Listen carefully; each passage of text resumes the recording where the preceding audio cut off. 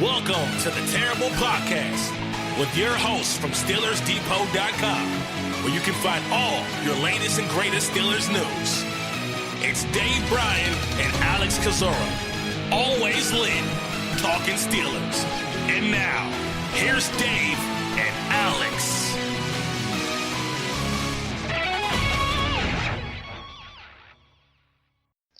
Welcome to the Terrible Podcast, Season 10, Episode 61. He's Dave Bryan, Alex Kozora, SteelersDepot.com. Thanks for being with us this Friday. Steelers Nation, Dave, hope you're doing well. Hope Santa got you everything that you wanted. Yeah, Santa usually bypasses his house. You're not on a nice list? Yeah, I don't think I've been on a nice list since like sometime in the 70s or something like that.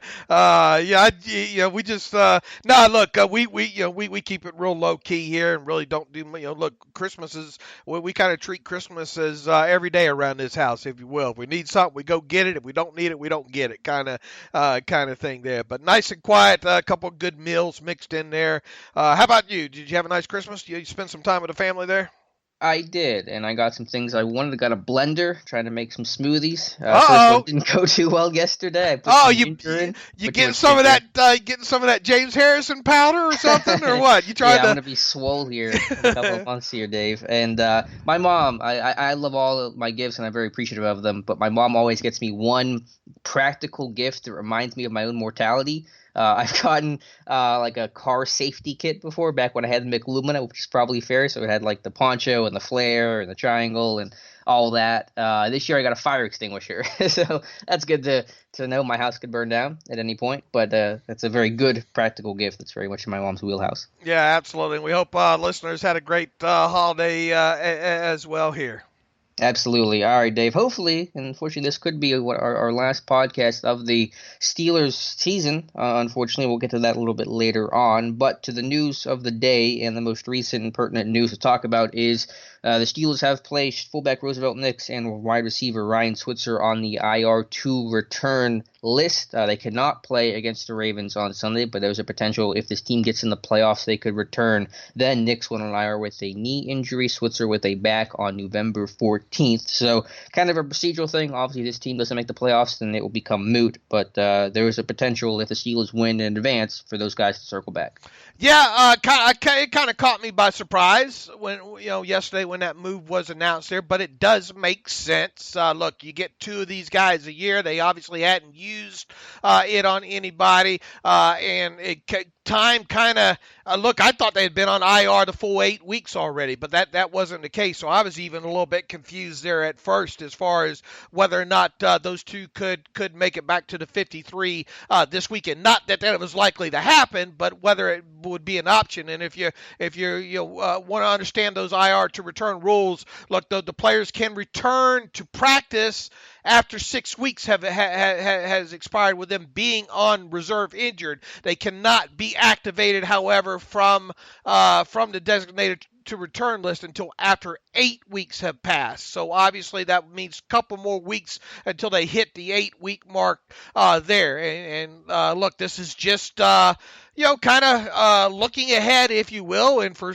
some reason, or instance, the Steelers get in and they were to make it to the divisional round of the playoffs. If they deem either one of those two players, in Nix and Switzer, I would think more would be the lines of Nix. I think it would take an injury or something to get Switzer back on the 53 at this point. At least they have that in action. Those two are able, as of yesterday, were able to resume practicing. As someone had asked me, well, what level of participation are they? Well, we don't know because they're not technically on the 53, so they don't have to be listed on the injury report there. So one would assume with the 6 weeks that they've been away, returning to practice, that they've been cleared and healthy enough to do so, that they're full participants. But once again, this is a procedural move that, if something should happen, the Steelers get into the playoffs and make it to the divisional round, they'll have the option to put one or both those guys back on the 53. So, yeah, that kind of snuck up on me on Thursday there.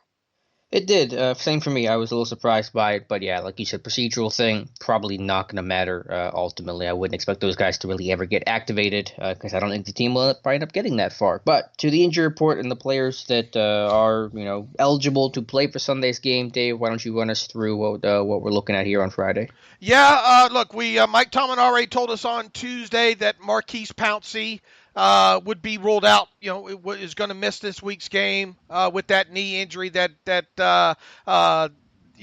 he had. Oh, in fact, I just found out I had a mistake on here. I'd listed Maurkice Pouncey as not injury related because I had him. I appreciate your optimism. Yeah. I need to change that right now.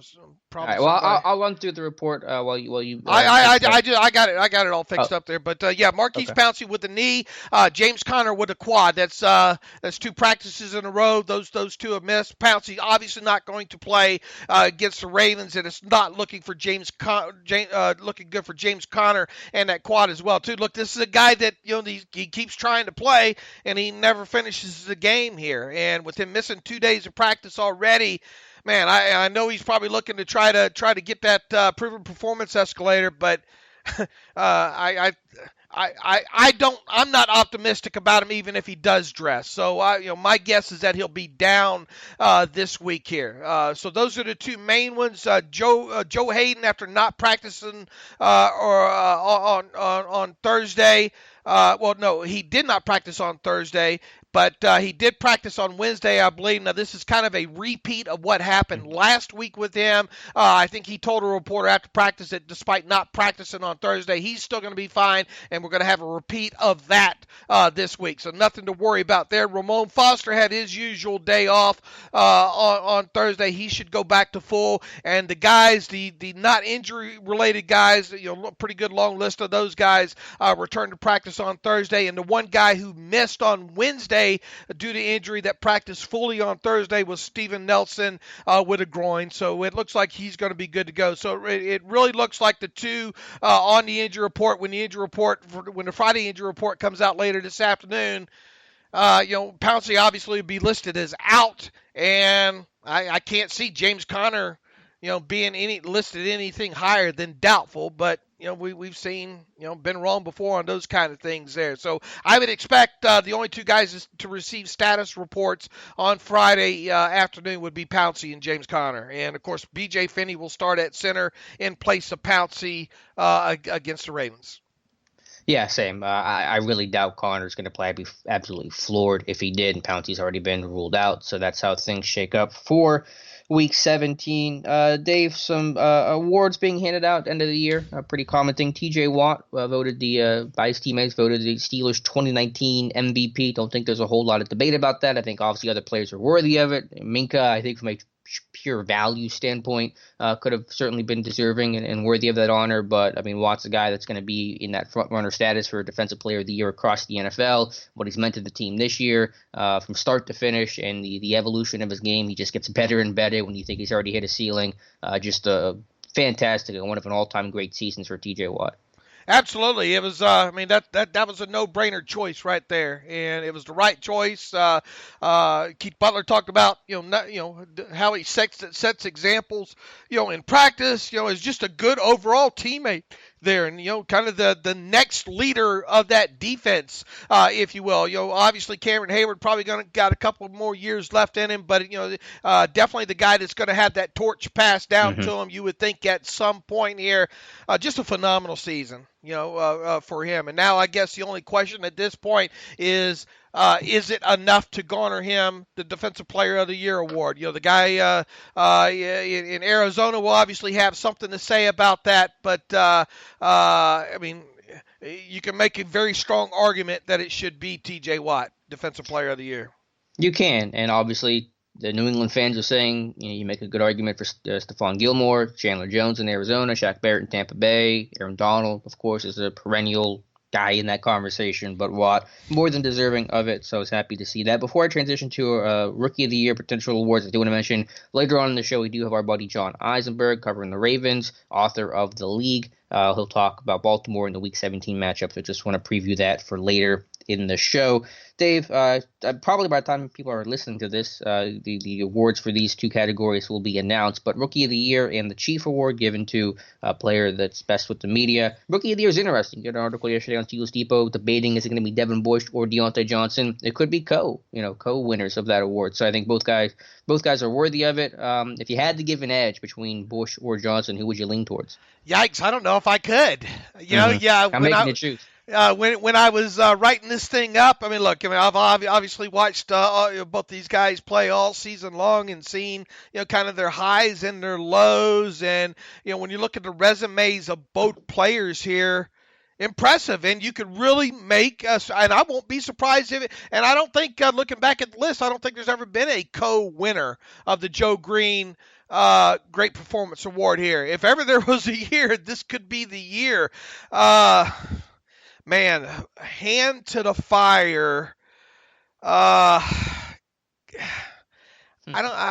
guess just kind of being biased because his overall selection and him being, leading, his 97 total tackles are also the most by any Steelers rookie in franchise history. We've seen him progress from day one, kind of thing. So I guess it'd just be just a slight advantage to Bush because look, there were and look, I'll say this: I think the ball security issues that Johnson has had is the thing that kind of dampens his chances a tad bit. Had he not had turned loose of that football a couple of times, I could make probably a stronger argument for him. But, and look, you could say on the other side of the ball, Devin Bush has given up a few touchdowns this year, right, in coverage, especially to some tight ends.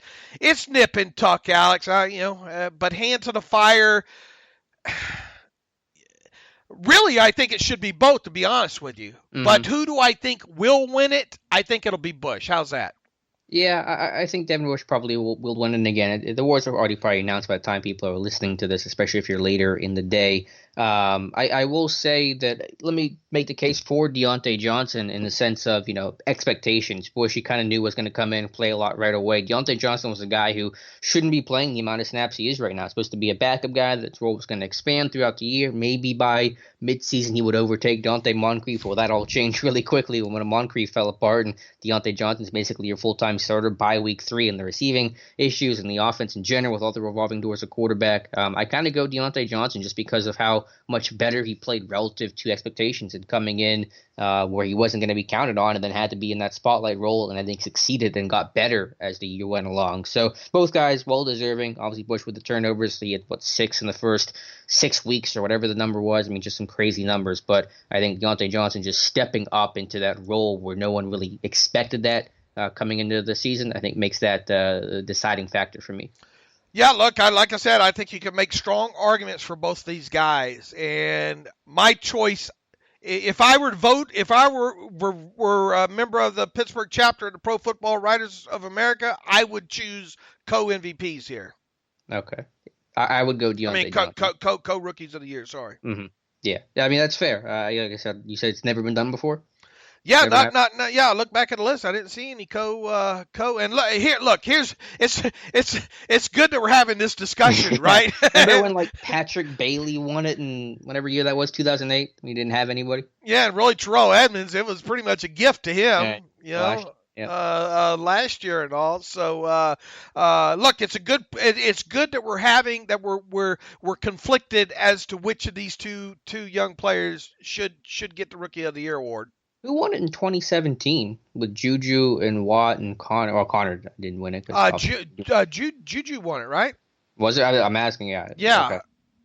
Yeah. Okay. That's kind of a similar situation where there's really no bad choice there. But again, that'll be announced a little bit later today for the Chief Award, Best with the Media. I always go Cam Hayward, but you can go Ramon Foster. DeCastro's been more talkative with the media in recent years, but my choice would be Cam Hayward. And obviously we have no say or we're not in there every day, or we're not in there at all. But what days are you in there, Dave? Well, no. What I'm getting at is we don't. We get what we get.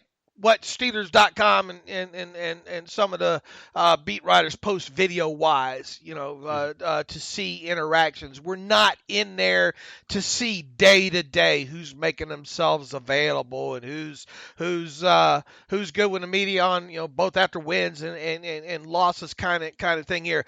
I've thought this for a couple weeks now, and I think that we'll see them. I won't be surprised if it's Maurkice Pouncey, because I think the way he kind of handled, I think he won it right there at the Browns game. Speaking calmly and professionally to the media after that situation that happened in that game, and then kind of his openness throughout the season. He's real to me. He's in what I've seen that's being posted online. Obviously, he's always been good, but I think he's been exceptionally good this year with being forthright and jolly and just real open to the media. So, like I said, I don't know what all goes on behind the closed doors, but I predict that he will be the winner this year. Yeah, that makes a lot of sense. I just look at Hayward, a guy that is always available after every loss, after every win. The same dude will tell it to you straight. I think as blunt and honest as they come. So I would go Hayward, but couple veteran guys in that locker room, Foster, Pouncey, as you mentioned. I think that are all deserving of it. Yeah, absolutely. And like you said, by the time people are listening to this podcast episode, that'll probably be it. Now, I'm surprised it wasn't. I'm glad they held it off because it allowed me to get the Johnson and the Bush article up on the site. That's created some pretty good banter there on top of it. But I have if you look at the calendar, today should be the day, being as how it didn't happen yesterday. Definitely. To go to, am I missing anything else? Do you want to jump to Butler and Fichtner and what they said yesterday? I think we hit the injury report. We talked about, I think we're kind of caught up on procedural stuff or housekeeping stuff, if you will. So, yeah, we can talk some Butler and Fichtner.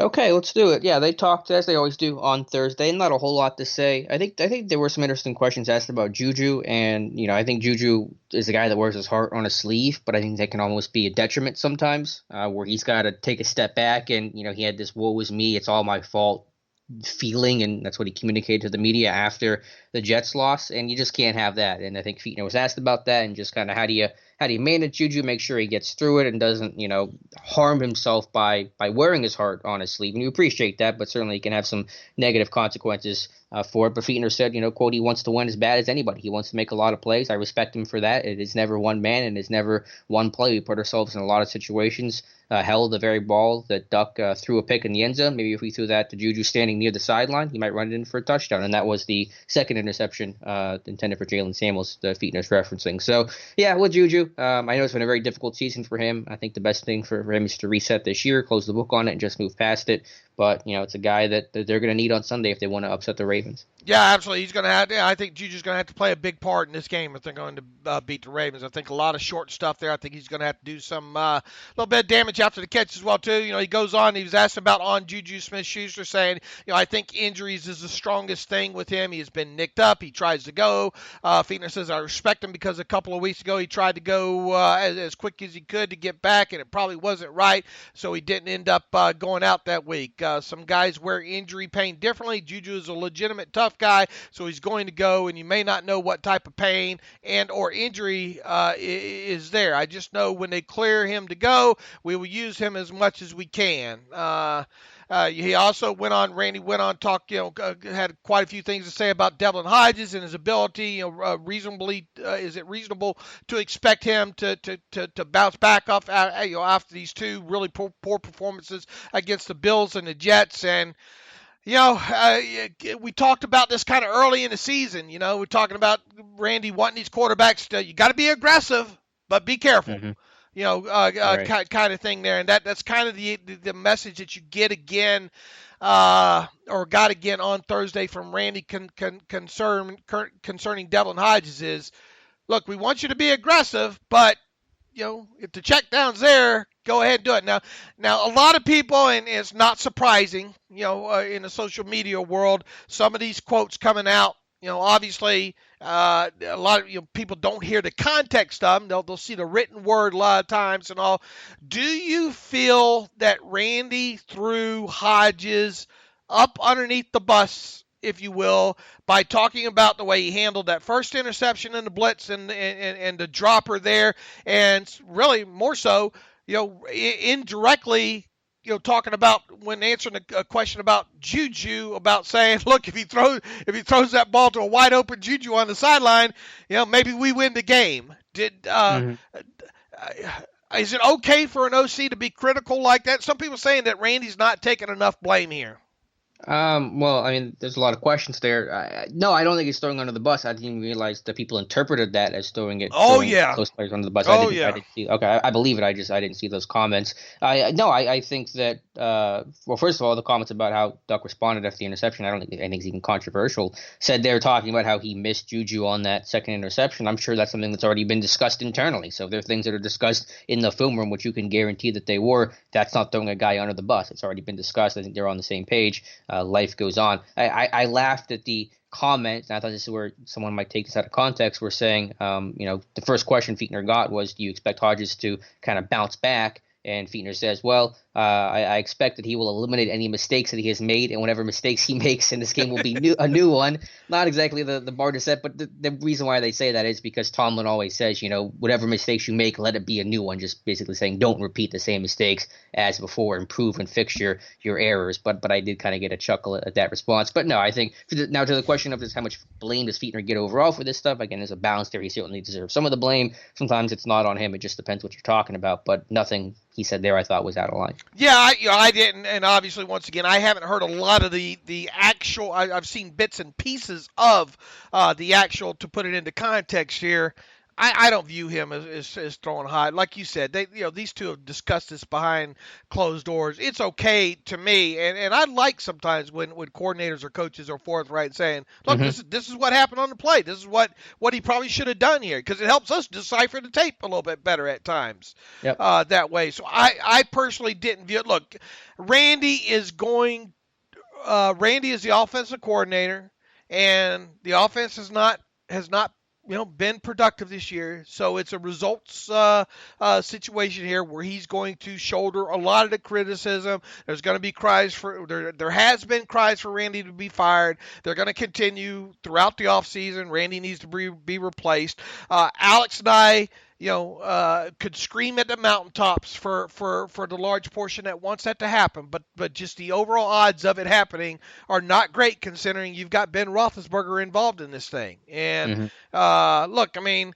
the quarterback is obviously the prime position of the offense here. And if you don't have good quarterback play or consistent, what's the term? I keep going back to consistent, at least consistent right at or above the line kind of play, you can forget about it, man. And there have been times, and people say, well, he needs to build this offense, adjust this offense where it's more conducive to success.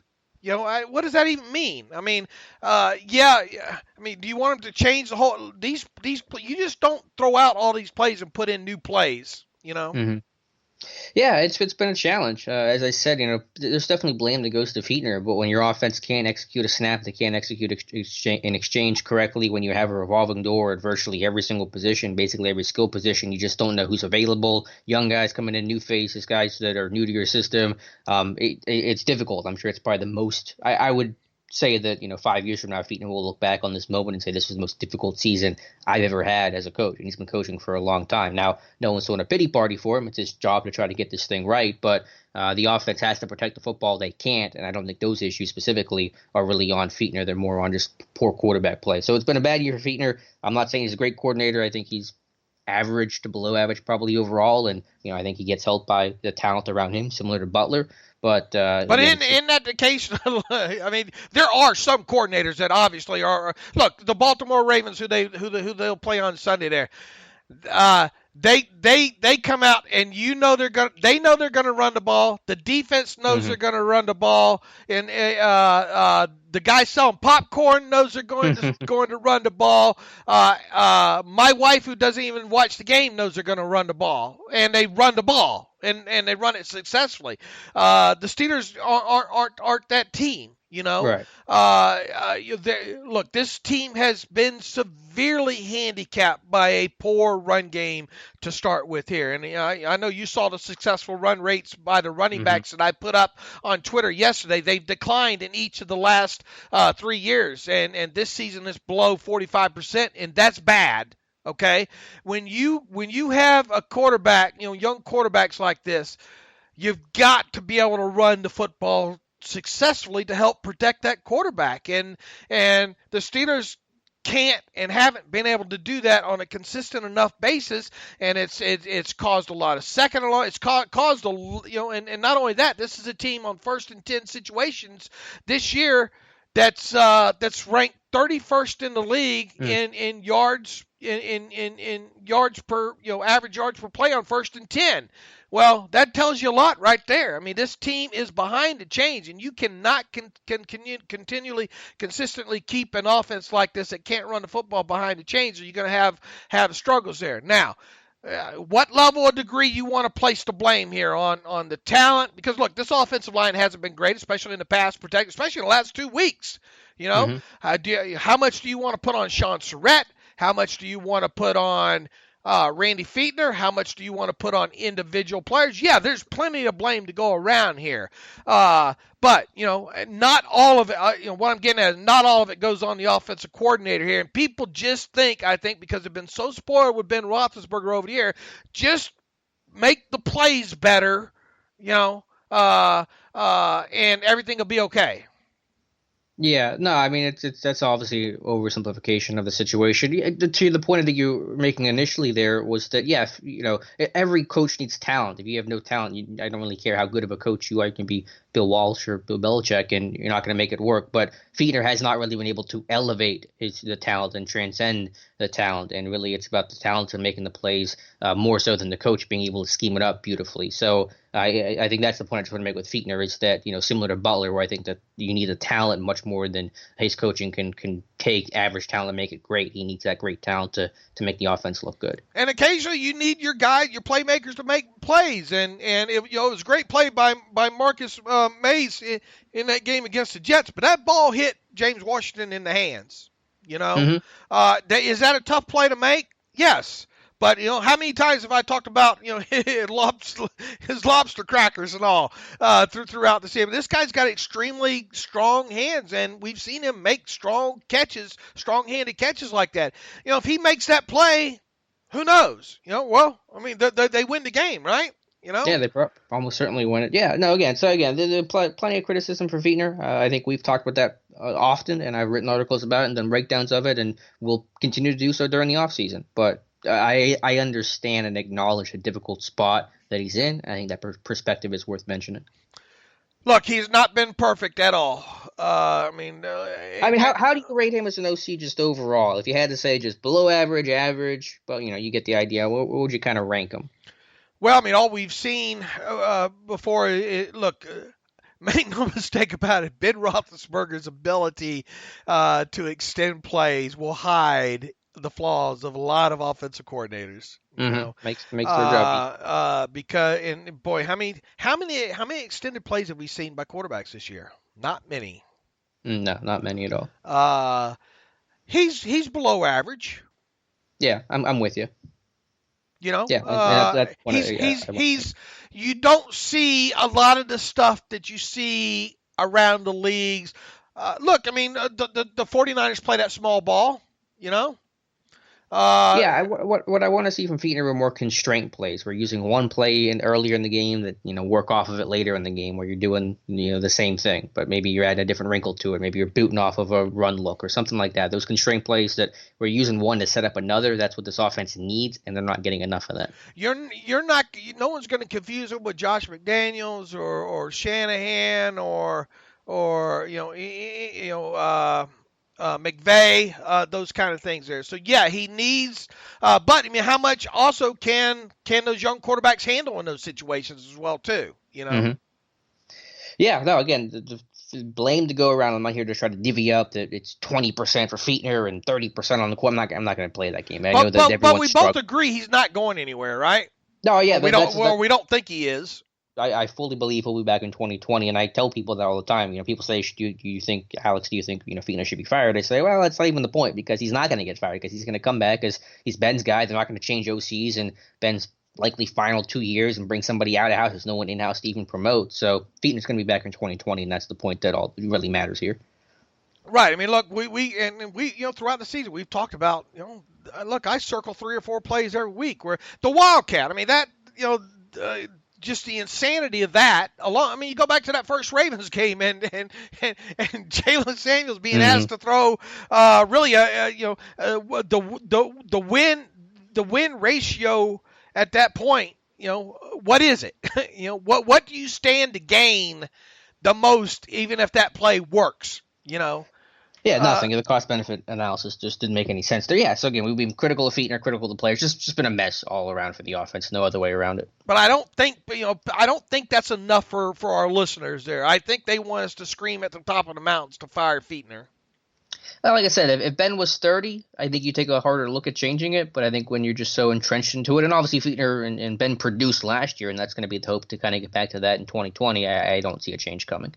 All right. Anything else Randy had to say there? He goes into. He was asked, "Do you have to alter anything to reduce the potential for turnovers?" No, just no, because you can't not play aggressive. That sounds like something I would say. You have to try to score, and then he closes it out. Really a generic. In general, when you go back to pass, a lot of things can happen positive, and a lot of things can happen negative. You think? Hashtag analysis. But I like the answer, because you want to be aggressive. You can't play scared. This offense has to move the ball. They have to put up points, and you're not going to do that by 3 yards in a cloud of dust. But trying to work at the specific issues to eliminate those turnovers will be a challenge. And of course, he went on to be asked, is it unreasonable to expect anything from Paxton Lynch if things get bad? He goes, if Paxton was to go in and play, the expectation is he would understand what he would be asked to do, yada yada. I know he's been here long enough, sharp enough. He's been asked he's been asking all the right good questions for many weeks. He has been very sharp in the meeting room. What rust might come out in the game, who's to know? That has been the thing with any of the quarterbacks that have played. You just hope that the big mistake wouldn't occur. I do like where he is at right now. Mentally, there is a confidence level. I think he would love to play in this game. That is kind of where we're at. So, obviously, if he plays in that game, it's because Hodges isn't playing well.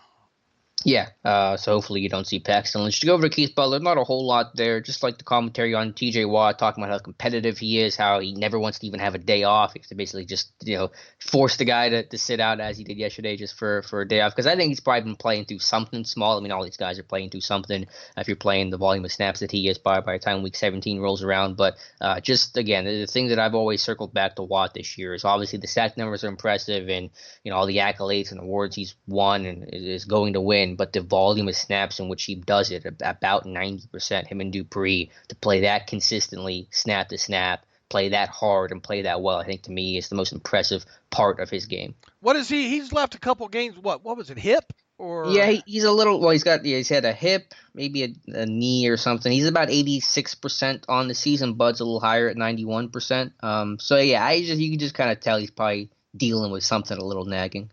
All right, Butler went on to be asked a couple of questions about Devin Bush and his arc this year. He says he's still young, he's still a rookie, he is still missing some things that he will learn to see when he is playing the more and more he plays. I always think linebacker inside and outside.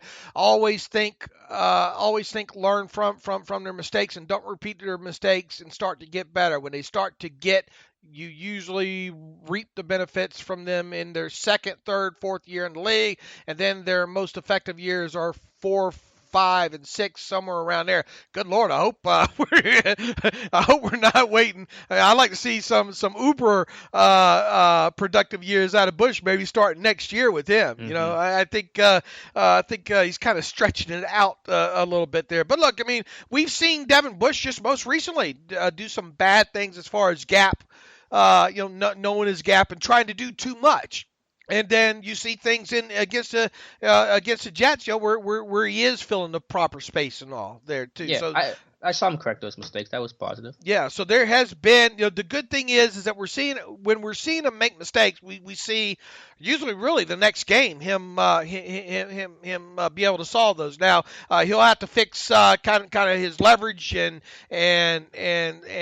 stuff inside stuff, especially in red zone against tight ends and just not getting beat in certain situations where he could do a better job to prevent himself from being beat in those areas. Mm-hmm. And that's what Butler said, and that was probably the most interesting comment he made about anything he said yesterday. Was talking about Devin Bush, and someone asked him about his progression, and Butler said, quote, he's getting better because he pretty much just played man when he was in college, and now we ask him to play matchup zones and stuff like that, and that is more difficult. And it is. You got to be able to read combinations. It's not just, this is your guy, go cover him. You got to read combinations based on, what the route is, and that can be tough for a rookie to process. So you've seen him get beat. You've seen him struggle. The Seattle game was pretty terrible in that regard, but that goes back to the mantra of let your next mistake be a new one, which I know it kind of is funny to say, but it's basically saying correct your previous mistakes. If new ones crop up, we'll fix those ones too, and eventually you won't be making any mistakes. So I think Bush has done a nice job of not making the same mistake twice. I agree. All right, Dave, anything else from Butler you wanted to talk about? It was mainly just Watt and Bush, I think, was basically all he was asked about. Yeah, you're correct. All right, where are we at now? I'm trying to do this on the fly. Let's do this, Dave. We got our buddy John Eisenberg. You can follow him on Twitter let me pull up his handle here, at @BeMoreEisenberg, Ravens columnist and author of The League, available on Amazon, a really good book. Let's talk to John, and we'll come back and then preview the Ravens. Okay, welcome back to the Terrible Podcast. It is Friday, week 17 of the NFL regular season, closing it out with the Steelers closing it out with a game on the road against the Baltimore Ravens, who already have the first seed in the AFC already locked up, home field advantage throughout the playoffs, and also not really playing for a lot overall here, other than maybe trying to knock the Steelers out of making sure they stay at home for the holidays here. But with that, we're pleased to have back on one of our probably our most regular guest on the show ever, one of our favorites also, John Eisenberg. You can follow John on Twitter at @BeMoreEisenberg. He is the Baltimore Ravens columnist at BaltimoreRavens.com. He's also an esteemed author, several great sports-related books, the most latest being The League, and we'll get him to tell you a little bit more about that if you don't already know or own it, which you should. John, happy holidays. Welcome back to the Terrible Podcast. Oh, thank you. Happy holidays to you guys. It's always good to be with you. Well, thank you. Always glad to have you on. I wish we were a little bit more optimistic or definitely knew that we had the playoffs in our sights here to talk about. But obviously the Steelers are going to need some help this weekend, and they're going to have to help themselves first by beating the Ravens. And the Ravens are obviously going to rest quite a few players in this game, Lamar Jackson being one of those, Mark Ingram probably going to be one of those, probably Marshall Yonda, I think Brandon Williams. Who else is going to be on that 7-man inactive list? Is Mark Andrews going to sit this one out? Well, he was on the injured list a little bit. He's always dealt with a few things this year, so it's a possibility. Earl Thomas will definitely sit this game out. That'll be another one. So I think Ronnie Stanley, it's a possibility, but because he always seems to be dealing with nicked up things. So I think those guys are more likely to add on to that 7-man list. But, it's the NFL. You have a 53-man roster. It's not college football where you can put a whole another team out there. So, yeah, there'll be some reserves out there. There'll also be some guys playing the regular amount. There's just no way around it when you have 46 players up on a Sunday. So some key guys down, obviously Lamar leading the way. But the Ravens, you'll see Gus Edwards running the ball for the Ravens, and he's an excellent running back. They'll still have a lot going for him on Sunday. It'll be an interesting game, I think. Yeah, absolutely. Look, they're still going to do what they do. The quarterbacks with RG3, and it sounds like McSorley's going to probably get a little bit of time at some point in this game. But all those quarterbacks can run that offense. Obviously, more of a power running offense. John, I got to admit, heading into this season, when it comes to the Ravens, especially, well, really on both sides of the football there, the Ravens offense is better than what I thought it would be, and the defense, despite all those guys that they let shuffle off in free agency, turned out to be, a good unit as well, too. What has surprised you the most on both sides of the football when it comes to these 2019 Ravens? Well, they certainly have been good. It's the best Ravens team I've seen. They've just, since after a sort of a ho-hum September, have just really, really been good every week. And I don't think anybody could have foreseen the way Lamar Jackson would, how great he would be. I mean, there was some thought he had a nice rookie season. There were some ups and downs. He didn't secure the ball very well. He wasn't a great passer. And he worked hard to improve on those things in the offseason. He thought, well, he's going to make some strides this year and it'll be better. But no one could have imagined that he would set the record, throw 36 touchdown passes and very few picks and just run wild and set the league on fire. And he's going to be the MVP in the league. He should be. And I just don't think you could have foreseen that. And of all that part of his game, I would say the passing would be the one. He's I expected some improvement. He's a hard worker, but I didn't expect this, where he's just dropping balls into places left and right and making plays. And it doesn't always look pretty. It's sort of unorthodox, but he's been hitting guys all season, and it's amazing. So certainly the leap that Lamar has taken this year is the most important thing that's happened to the Ravens, and it is a surprise. John, as you said, Lamar Jackson will not play Sunday, so Robert Griffin III will get to start. Only 17 attempts all season. The majority of those, or at least the most attempts in any single game, came back in week 1 for him. So I know Steeler fans probably haven't seen him lately. What is the current day scouting report on RG3? Obviously, the structure of the offense, I imagine, will stay the same, but what do you see from him as a backup turned starter for the finale? I think you're going to see more passing than running. RG3 was running, somewhat of a precursor to Lamar when he came out and when he was at his peak with the Redskins. That was a number of years ago, a number of injuries ago. And the times that he's come in and tried to run these RPOs, it's just not the same at all. Mm-hmm. You can just tell the pace is slower, and he's a talented athlete. There's no question. And he knows how to run a game, and you can, he's an NFL quarterback, but he's not going to be nearly the threat running the ball that Lamar Jackson is, not even close. So I think what that means to the Steelers is, certainly the linebackers can those decision makers on the edges or whatever can focus more on the back than the quarterback. Mm-hmm. And that's a big change, I think, for the defense. So that should help the Steelers, no question. He can throw the ball. He's got a good arm, and in this offense, a lot of the passing is, the 15-yard routes over the middle to tight ends, and he can hit those throws. So I think you'll see more passing than running out of RG3. Gotcha. And speaking of Lamar, the top 2 runners for the Ravens, again, Jackson and Ingram, both over 1,000 yards, 7th duo in NFL history to do that, will not be playing. So you're going to be dealing with Gus Edwards and Justice Hill. Kind of what is the scouting report on those 2 guys? It seems like a lightning and thunder kind of combination with those 2 backs. Yeah, I think it's a pretty good combination. When Ingram went out of the game on Sunday in Cleveland, it was Gus Edwards was the number 1 back here last year. And he was really quite a discovery, quite a sensation as a rookie. And he's better this year on it. He lost his job when they brought in Ingram, who's mm-hmm. more of a well-rounded player.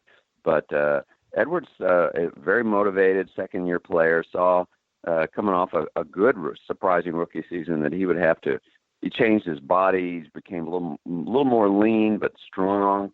And he's catching the ball out of the backfield. And he's just 240 pounds. Just right up the middle for the most part, and he is a hand. He just runs over people. Very impressed with him. he's the kind of guy that could be, I think, a number one back on a number of other teams. Justice Hill is a rookie that they were hoping would be definitely the lightning, as you said, to the Thunder. He's had kind of a quiet rookie year, so he has not been the speed out of the backfield, that factor. He hasn't had, but he is getting better here towards the end of the year. You're going to see a lot of him. They're going to throw to him out of the backfield on third downs, and he hasn't really done much in between the tackles, which they were hoping for. So that his role is still evolving. It'll be more dust than anything. I think when you look at this offense and you look at the depth chart and all, I wonder how many people could actually name the five or six wide receivers that they dress every week. Obviously, everybody knows Marquise Hollywood Brown and all, a very explosive player. But you got kind of old standbys there, and Willie Snead and Seth Roberts, who I believe came over from the Raiders there, and Chris Moore's been around there for a while too. But Miles Boykin, he's a guy that both Alex and I, scouted quite a bit during the offseason, thinking the Steelers would have interest in him, which they did. How is his rookie season gone? Pretty quiet. Having said that, the role of the wide receiver is very weird in this offense. It is not a wide receiver. They drafted Hollywood to be a home run threat. They needed somebody to stretch those defense a little bit, and he did it in the first quarter of the first game, which really changed everything for how you could approach this offense. So that was a big moment. He is, by the way, is another guy that could be on that 7-man inactive list on Sunday. He's been dealing with Liz Frank all year, and he's had a pretty good season, Hollywood has, but he is not 100%, and he will not be 100% until next year. So you might see him sit this game out. But Boykin, third-round pick, and they were hopeful he would be sort of a compliment to him. It hasn't really evolved. It's been more Seth Roberts down the line here. They do like Boykin, though. He's been an excellent blocker. He's a big-bodied guy. He's running a lot of routes. He has caught several touchdown passes, and I think they see a major upside in him. He's got the size, the hands. He's smart, and he's not dropping many balls. So I think that in the long run, he will be the number 2 here. Roberts and the other guys eventually will be gone. Boykin is a draft pick. He's young. So a good promising player there. It just hasn't been a huge rookie year. Once again, moving over to the defense there, a bit of a surprise to me. Look, Earl Thomas came over, had a nice resume, replaces a guy like Eric Weddle, who I'm still a big fan of. Look, Marlon Humphrey, nobody punches that ball out more after the catch, I don't think, than Marlon Humphrey. Kind of, Charles Peanut Tillman used to do that quite a bit during his career and all as well too. But when you look at the linebacking core, and when you consider what all they lost on, L.J. Ford is a guy that Steelers fans are familiar with. Obviously started the season there with the Eagles. They cut ties with him. He latches on with Baltimore, seemingly initially more as a special teams guy, but it looks like he's playing more and more snaps now. And Steelers fans are probably still kicking themselves from a couple of years ago after Ryan Shazier went down, getting into the playoffs. They decided not to play L.J. Ford as much. They went with Sean Spence off the street instead. L.J. Fort's playing well for him, isn't he? He is. You use the term off the street, and the defense, the sort of a shocking thing to me, because those players that they lost after last season, really the cornerstones of the defense. You had Terrell Suggs, classic Raven, very well could be a Hall of Famer. He spent his entire career here, and he goes to Arizona. C.J. Mosley gets a huge offer from the Jets, signs with the Jets. He's their best defensive player. And then Weddle, they cut ties with him after 3 years, and he immediately signs with the Rams. So that's at each level in the defense, the leading guy. And so you figured, well, that was a lot for them to lose. And when the season started, it became evident that it was indeed a lot for them to lose. Some of the guys they expected to step up were not ready. And so this defense had a rough September. And they gave up over 500 yards in consecutive games and looked terrible. The Browns came into Baltimore and whipped them. Chubb, he may still be running. He ran almost 200 yards. That does not happen in Baltimore. And so at that point, Eric DeCosta in the front office said, okay, well, we're going to redo this. We're going to redo this defense. And they started grabbing guys off the street.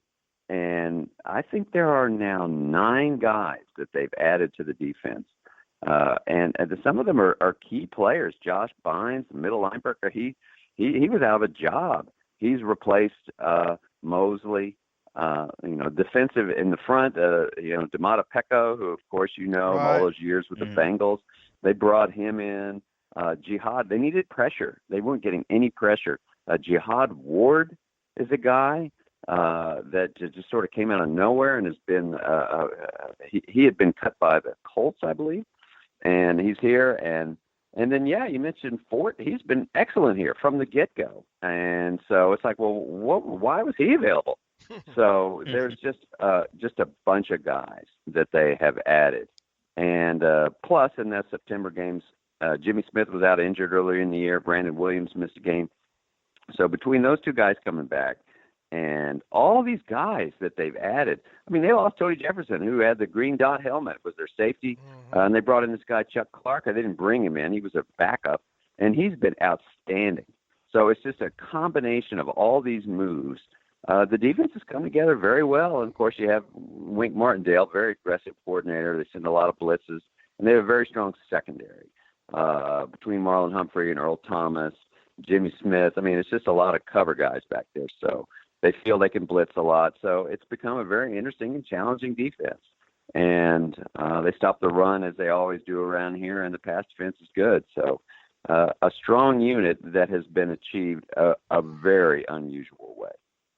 I think what strikes me the most about the Ravens defense, and you just mentioned it, John, is how aggressive they are. They're blitzing, according to Pro Football Reference, 54% of the time. Only one other team in the league is even about 40%. It's number one league far and away. Is that a natural thing just because of the scheme of Wink Martindale, or is it because they've added so much talent in the secondary and they trust those guys to cover? Because I don't know if any team blitzes and runs cover zero as much as the Ravens. So I would imagine that's going to be their game plan Sunday against Duck Hodges. I mean, what is just the reason behind this defense being so aggressive? Well, every year is different, and this year there's no question they can be aggressive because they do have good cover guys. Mm-hmm. And they got Marlon Humphrey, and, I left out the biggest addition of all the guys. He wasn't on the street. But Marcus Peters, he makes the Pro Bowl here. He's had 3 pick sixes this year. And they got him for a 5th-round draft pick. So great trade. And the Rams were, they acquired Jalen Ramsey. They were just looking to unload Peters. So the Ravens jumped on that.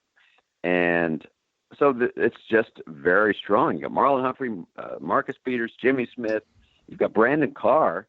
It's like your number 4.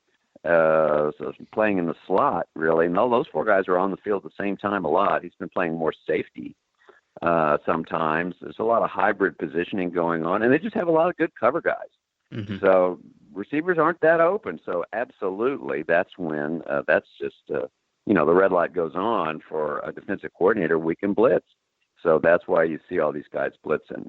They feel that they've got guys that in the back there can't cover people. I want to go back to the offense for a quick question here, John, and talk about Hayden Hurst. And I think he's an interesting guy. We know the backstory with him, former pitcher for the Pirates, actually, turned football player, first-round pick, actually taken ahead of Lamar Jackson. I think that thought gets lost on fans sometimes. Where is his level of play? I know he's behind Mark Andrews, part of that tight end rotation. I mean, has he been underwhelming? Have you seen progression? Where's Hayden Hurst staying? Because I imagine we'll see a lot of him Sunday.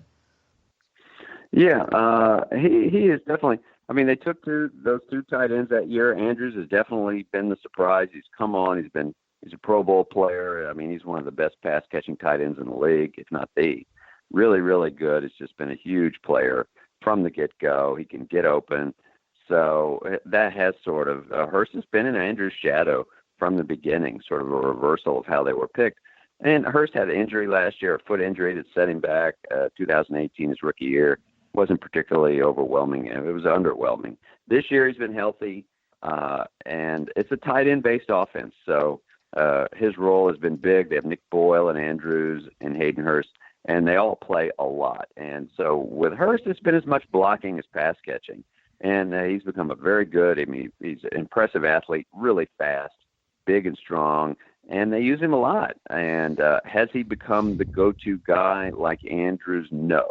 He has not. He has had some moments this year, though, where he's caught the ball he's caught almost everything thrown at him. His catch rate to targets is really, really high. And he did have a huge catch, a touchdown catch in the game at Buffalo a few weeks ago, which was a very tough game for the Ravens. And so, what was it he ran? They have these next gen stats, his speed. It was a 61-yard touchdown, and he was really fast going to the end zone. One of the fastest of the year among tight ends, I think, in the NFL. So you are going to see a lot of him, and he will catch the ball, and he'll block. And he's a player that's just developing at a different rate. A very, a positive, good player, just not the star that Mark Andrews is. John, as the Ravens get on into the playoffs, obviously we'll have a first-round bye. Obviously we'll have home field advantage throughout the playoffs and all. But when you look at this team, and you know them inside and out here, where is the exhaust port on the Death Star here? Where is the weakness on this team? Where is the one? What is the one team that they're probably not going to match up well with, if any, on the AFC side? Where is the weakness here on this team? I think the way to beat the Ravens and I'm really counting the game Sunday. Obviously, you've got Lamar not in the game, but on Sunday. But I think the way to beat the Ravens is to outscore. I don't think the offense is particularly vulnerable.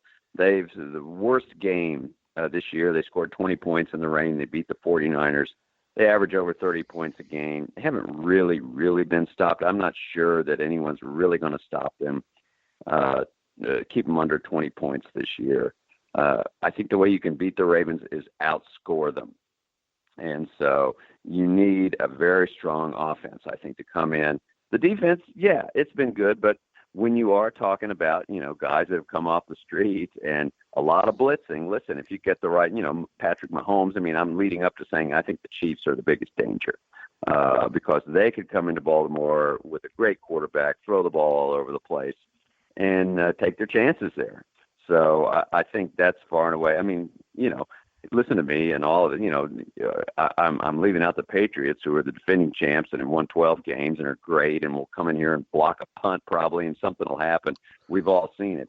So the Patriots are always dangerous. But with the way their offense is this year, I think they have a hard time keeping up with the Ravens. That already happened in the regular season game, and I think it could happen again in the playoffs. But I think the Chiefs are the team that could come in here and score a bunch of points and make things a challenge for Baltimore. One of the narratives surrounding Lamar Jackson, especially coming into this year and kind of midway through, and I'm guilty of it, kind of running with it as well too, is what happens to that offense and Lamar Jackson the first time he takes that big hit? Well, sometimes you can't hit what you can't catch, and even though when he does get hit, it doesn't look like he takes a big one there. But what is that going to be the first kind of real big obstacle when it comes to him? Is how he responds to teams, getting a good shot or two in on him? I don't know that it's going to be. He has taken some shots. Buffalo hit him hard. And hey, the Steelers hit him hard that game up there. He has taken some shots this year. Has he been flat out on the ground? I don't think so. Just where they needed to help him off the field. That hasn't happened this year. So he hasn't taken a hit like that. So, we'll see whether that becomes that could be a game changer. But he seems to be able to know how to, listen, it's football. Everybody takes a hit and everybody ends up on the ground at some point. So we'll see.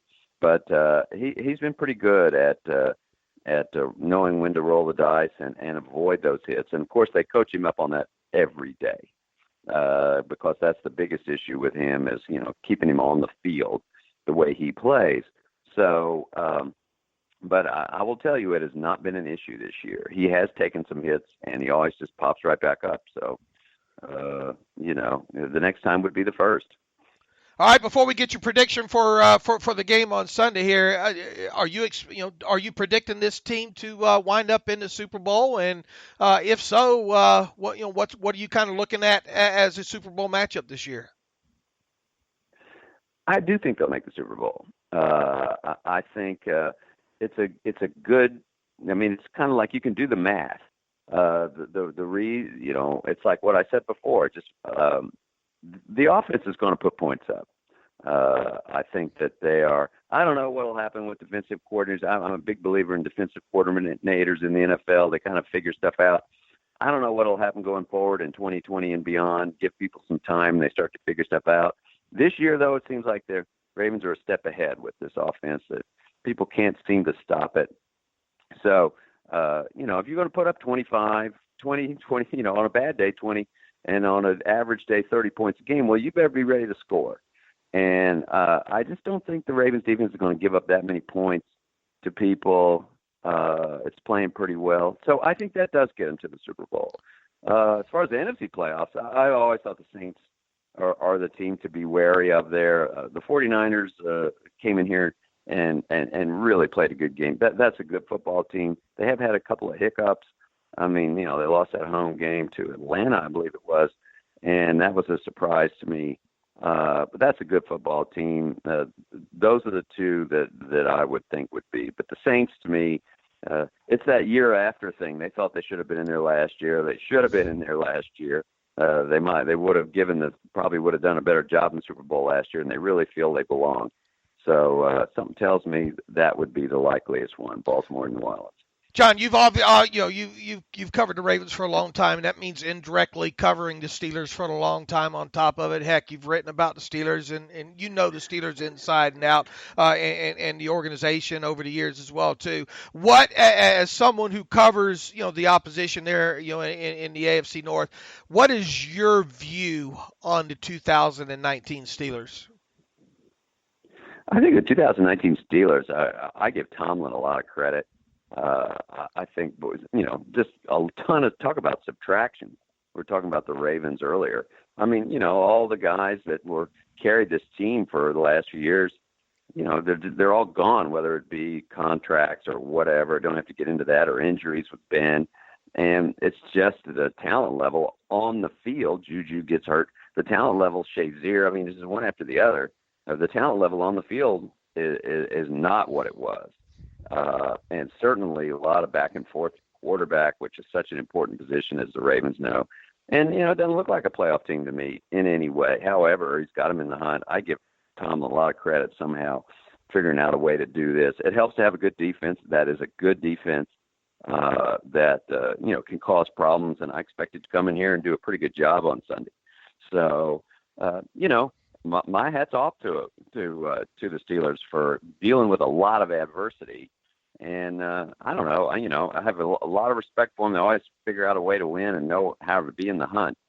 So obviously, the script has flipped in the AFC North. Now the Ravens are the ones with the explosive players and all that, and the Steelers have to play some catch up there for sure, like the Ravens had to for so many years. But I see a good defense can carry a long way, and obviously some work to be done, but, just to be in this thing, considering everything that's gone on and the quarterbacks coming in and out, I say it's a pretty great job.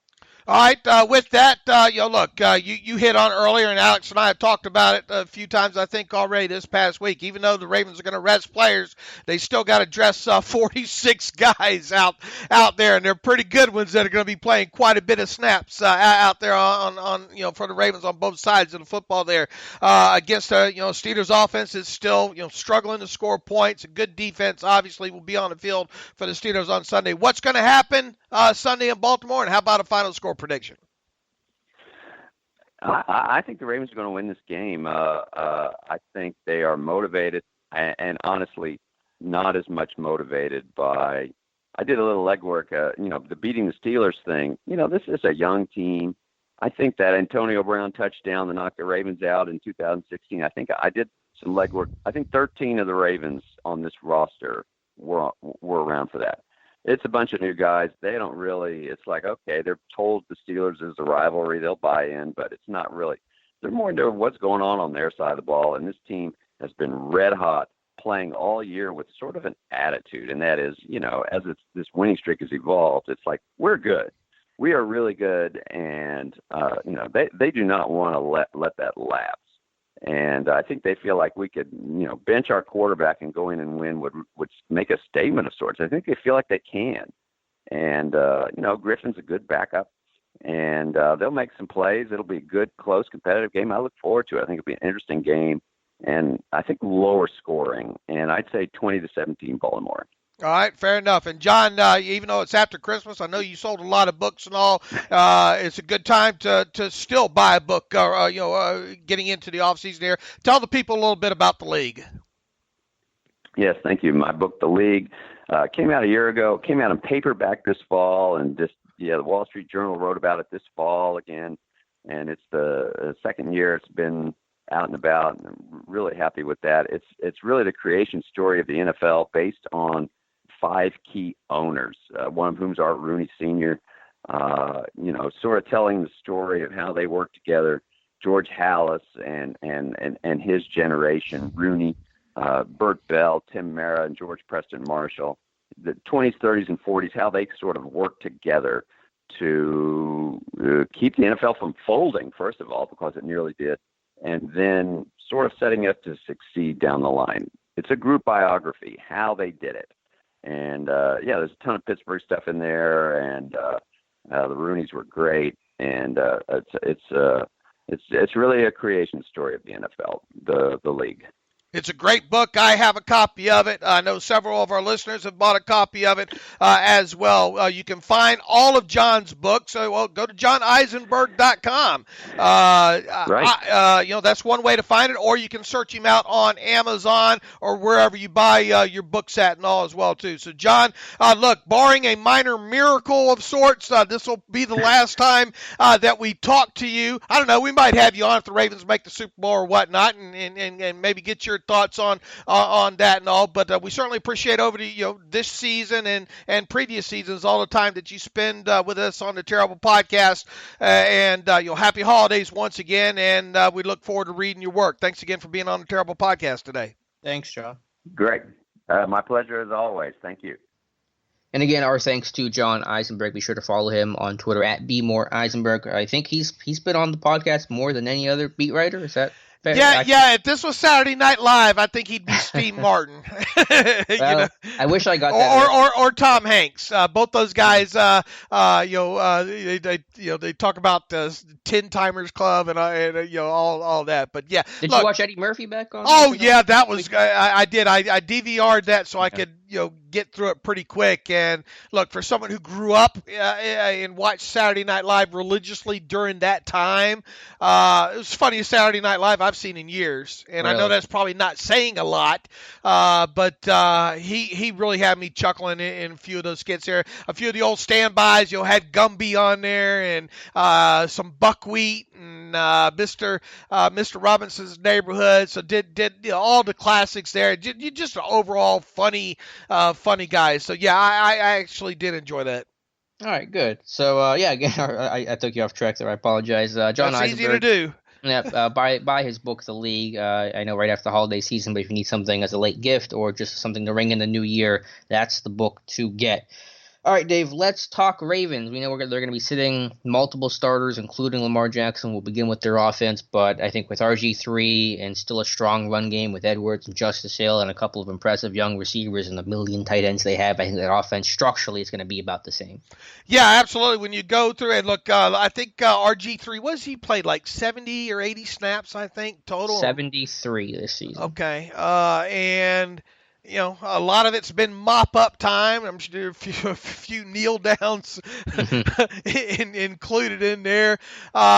But the most brilliant thing about what they do is they have quarterbacks that can do the same, run the same offense, and it's obviously a power running game. Multiple tight ends in there.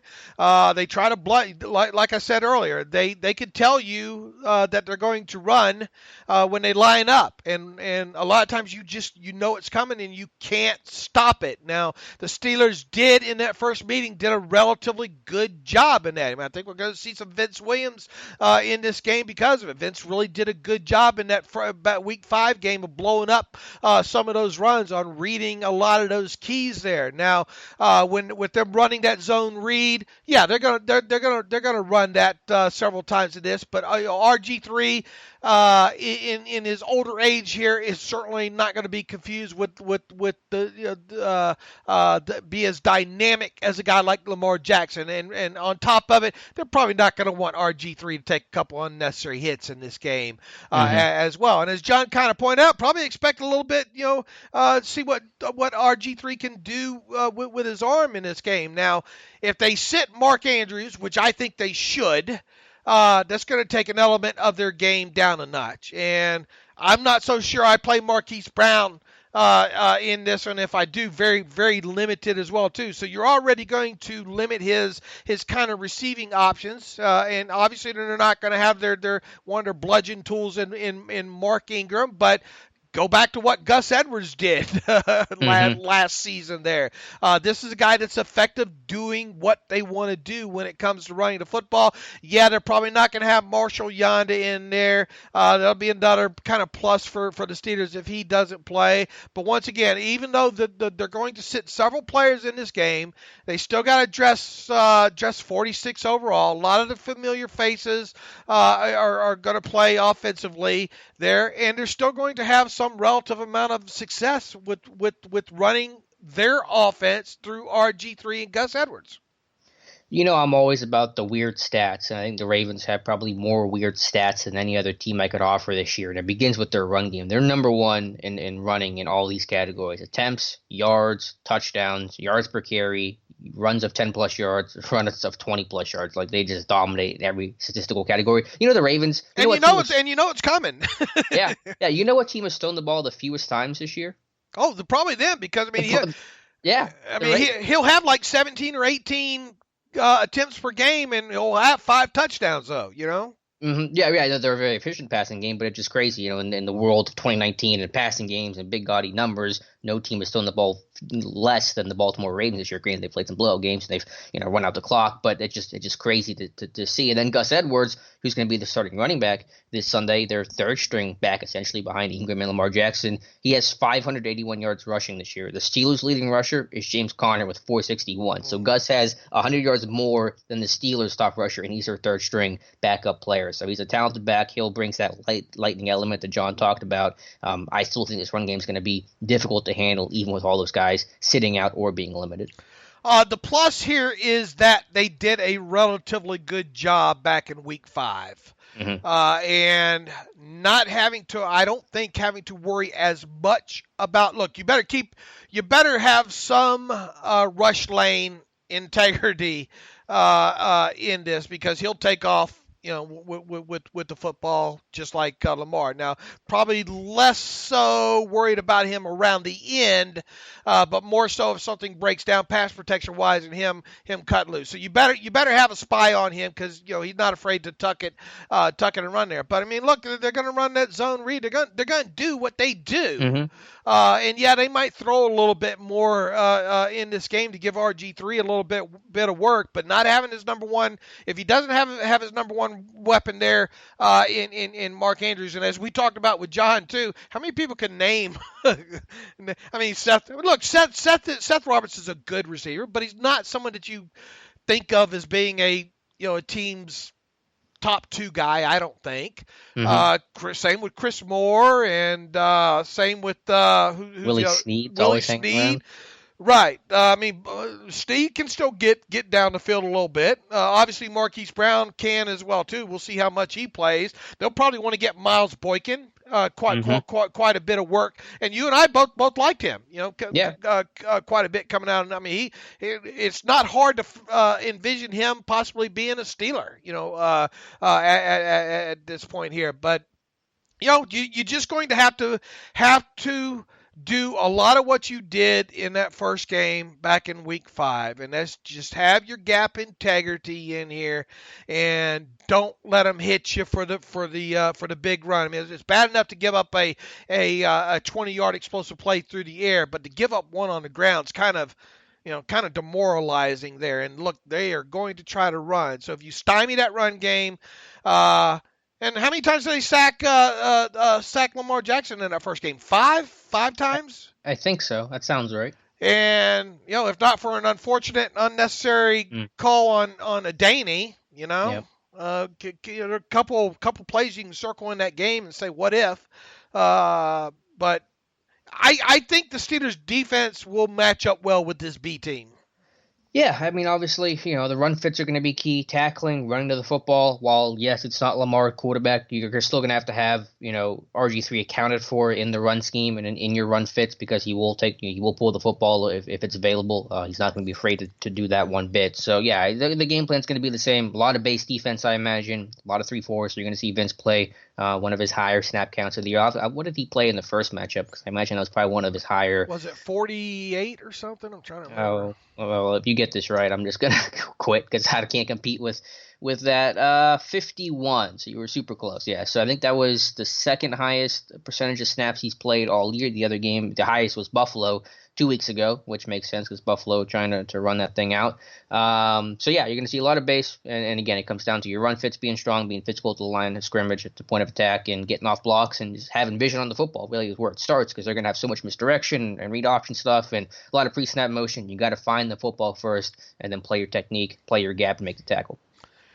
Lamar Jackson in that first game had 13 pass attempts. Yeah, that's it. And they sacked him 5 times?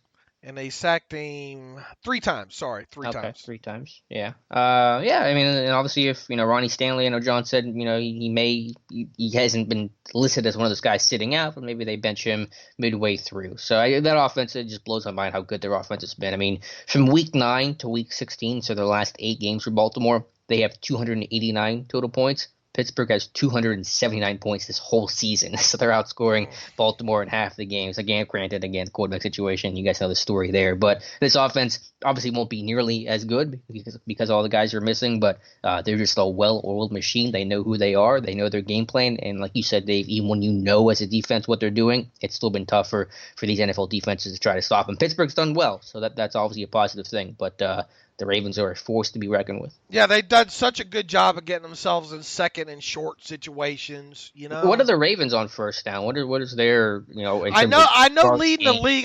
The Chiefs were number 1 at 7 yards on 1st and 10. I don't remember. I looked at. I found where the Steelers were at 31, and I went to the top to see what the discrepancy was. And believe it or not, it's 5. It was 5.0 for the Steelers, ranked them 31st overall on 1st and 10s. Now I did take out kneel downs out of that, obviously, and all. Mm-hmm. But I think the Chiefs led the league at 7.0, and I think the Ravens were right up. I don't remember where they were. Maybe. I just pulled it up. 49ers top the league at 6.9 yards per play on 1st and 10. Kansas City's tied for second at 6.8. Baltimore's did down you take there. the kneel downs out? Or? Does Pro Football Reference let you take kneel downs out? Yes, sir. All right. I didn't do that, but so maybe that's skewing Baltimore's number a little bit. I can go back and change that really quickly. But either way, yeah, the Steelers have done a terrible job of staying on schedule, and that's been a big reason why their offense has struggled so much, especially the last 2 weeks, because you're putting yourself in 3rd and long. I mean, again, the average third down they're facing the last 2 weeks is like 3rd and 9, and you're going to struggle when you're putting yourself in those 3rd and forever situations.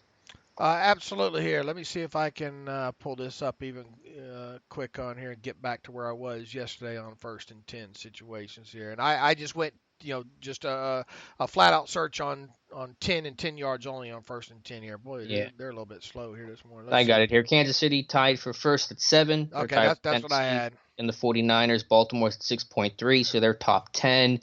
And Pittsburgh is at 5 on the dot. Only Miami's been worse. So, pretty easy to tell. If you're bad on 1st down, you're usually going to be bad on 3rd down. You're going to put yourself off schedule. And if Pittsburgh had Ben, you could maybe survive on that. But when you have Duck and Rudolph and whoever, you're not going to win that way. Yeah, and if you got to keep them behind the chain. changed there. If you get them in obvious pass situations, which I think they were able to do a few times there in that first game against them back in Week 5, that's the key there. You want to force RG3 to kind of hold that ball a little bit and in obvious passing situations. So A, you can get after him, and B, maybe you force an error with him there. But look, this is just going to be different nameless gray faces on the offensive side of football running what they like to do offensively.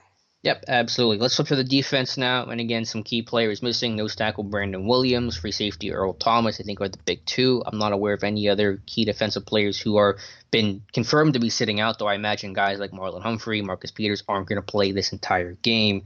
That defense, though, again, still stout, maybe a little weaker against the run than the past, but I'd look at this Ravens defense and I say aggressiveness, cover zero, blitz heavy, and they are going to go after Doc the way that the Jets and the Bills have. Yeah, absolutely, and they got a nice little blueprint the last couple weeks to lean on there, don't they? Mm-hmm. Yep, absolutely. I mean, they're going to run, again, the Ravens blitz 54% of the time. I mean, and no one else is even close to that number. There's only one other team even at 40%, the Bucs at 44%. So it's pretty wild. But when you have the kind of secondary they had with Thomas and Peters and Humphrey and all the guys that John mentioned, it allows you to be aggressive, and you trust your guys to make plays in coverage, and that allows you to be aggressive with your rush. And I think with that, who's gonna man that center field spot with Thomas sitting this one out?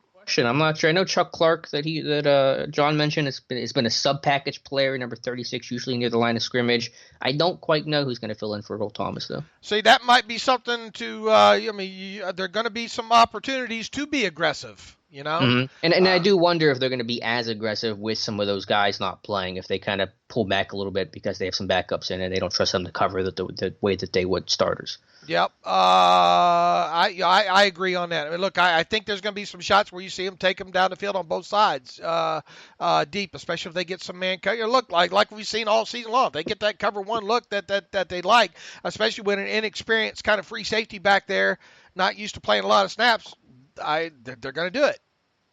Yeah, you got to take shots. I think, that goes back to Fichtner talking about needing to be aggressive, and you can't play scared, and you're going to have some big plays. Just this offense is not going to be a 12-play, 80-yard kind of offense. They're going to be just this chunk play. That's going to be their best formula to try to create some splash plays and some yards. Brendan Trawick is listed as the backup free safety. I don't know if that's exactly how things play out. They have Clark, they have Anthony Levine Sr., who's been a sub-package player for them for years now. So, yeah, I mean, obviously, Earl Thomas would be a helpful thing for the Steelers offense. Let's see. What else do we expect from them? I think we're going to see a lot of L.J. Fort in this game, right? Yeah, it's crazy that, John was talking about how just kind of piecemeal together this defense has been. But, yeah, Fort and Bynes, remember they started the year with the Portland State kid and Kenny Young, and those guys have kind of fallen by the wayside. And you got, Pierce and Williams in the middle. You trade for Marcus Peters. I mean, you've added a lot of guys here midseason. Pecco, I should say, with the defensive tackle. I mean, that's a guy they added midseason, just playing good football for him. Right. I think the craziest stat with the Ravens is they've now gone 10 straight games allowing no more than 21 points, which is an insane streak again in 2019. It's the first team to do that over the course of one singular season since the 49ers in 2011. So I don't expect the Steelers to eclipse that 21-point mark on Sunday, even with some of the Ravens backups in. Yeah, look, they've been opportunistic as well, too. When you jump on other teams and get them in must-pass situations playing from behind, that makes your defense play a lot less, and you're able to get, you sit in the house after them on top of it. You can force a lot of things to happen, in those kind of situations. Yeah, and Matthew Judon's been their top guy. And statistically, I think it's been similar to past years, but it just feels like he's been their clear guy this year. Maybe that's because there's no Suggs and no Mosley, and there's no identifiable long-term presence they've had, so maybe that makes Judon the guy by default. But he's having a great year. He leads the team in quarterback hits and forced fumbles and tackles for loss and sacks and a million categories. So that's the guy that you want to worry about. And a Pro Bowler, too, which, granted, I think people were kind of mad about in Steelers Nation that Dupree should have gotten the bid over Judon, which is fair. But he is a Pro Bowler, a good player, and someone you got to watch for on every single snap. Yeah. Look, I don't expect any odd twist, on both sides of football. I mean, this is they're going to do a lot of the same things that they've done all season. and the Steelers just going to have to be ready for it this time, especially with their blitz packages. As you said, they're not afraid to run cover zero in any part of the field.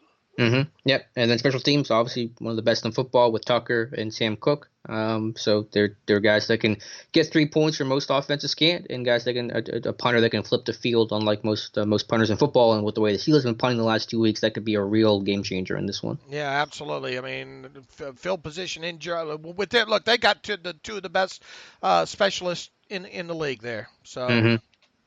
All right, Dave, anything else you want to add to with the Ravens in previewing this thing? I think kind of what you said. They're going to play their game. They're going to play it straight up. They got their backups in. They're not going to do anything wild or crazy, but they know who they are, and they're an effective, just sound, well-coached team that's going to probably still be aggressive on fourth down, too. One other element we should mention is that Harbaugh's been among the NFL's most aggressive coaches in fourth down situations and short yardage situations. So don't be surprised if they're going to go for it on 4th and 2 on the Steelers 35, early in this one, because that's the mentality they play with. Yeah, I don't think they're going to want to hide some stuff, right? I mean, they're not going to empty out the playbook here. No, they're going to be vanilla because they got backups, and they're going to play their basic install stuff for sure.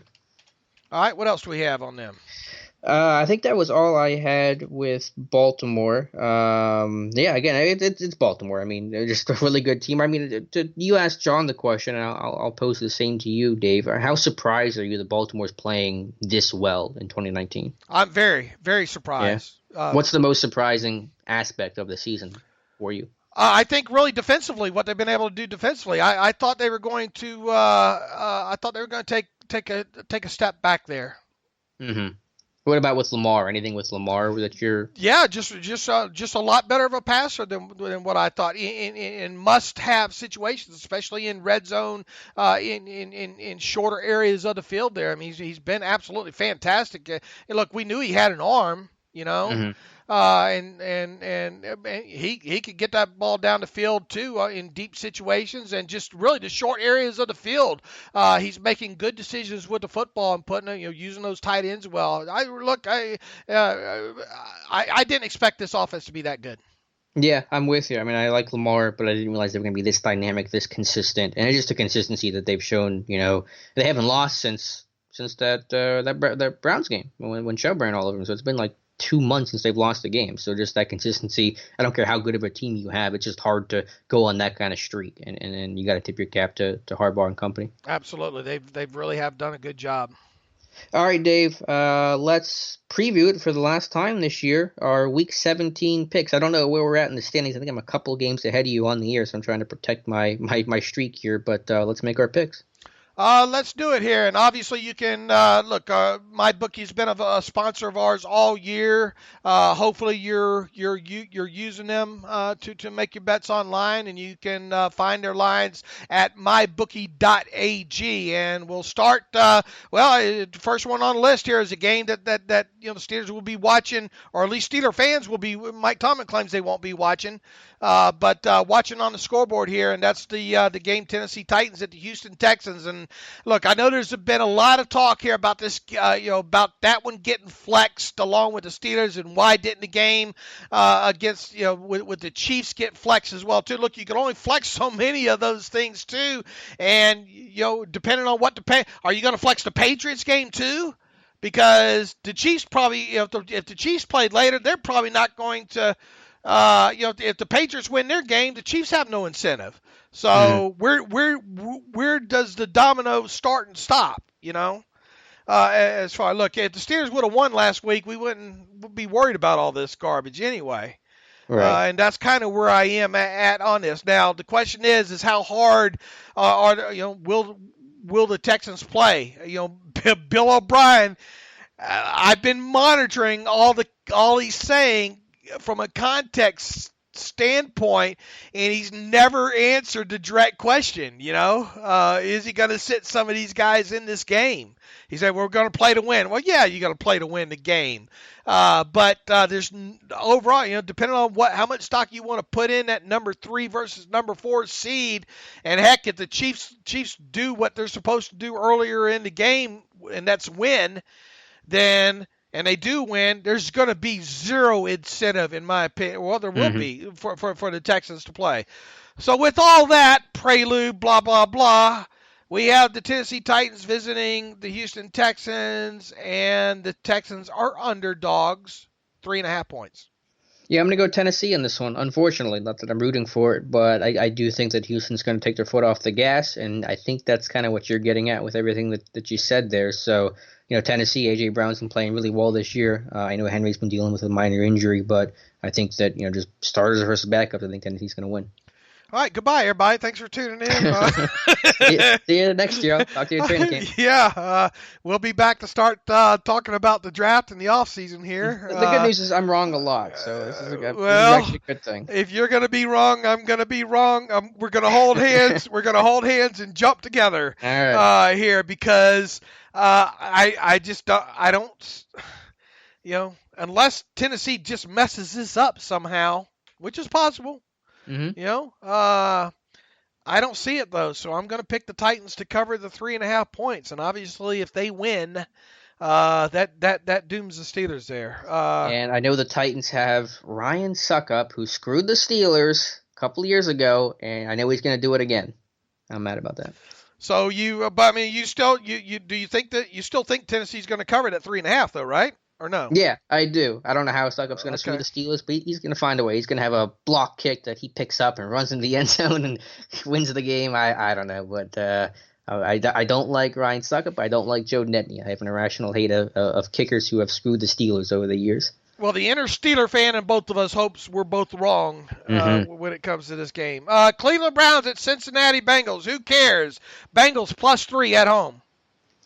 Yeah, I don't even know. I'll go Cleveland, but again, who cares? Cincinnati can't mess this up. They're on the clock. They're good at messing things up, but they're on the clock, right? So they are on the clock. Anyway, Cleveland lay to 3.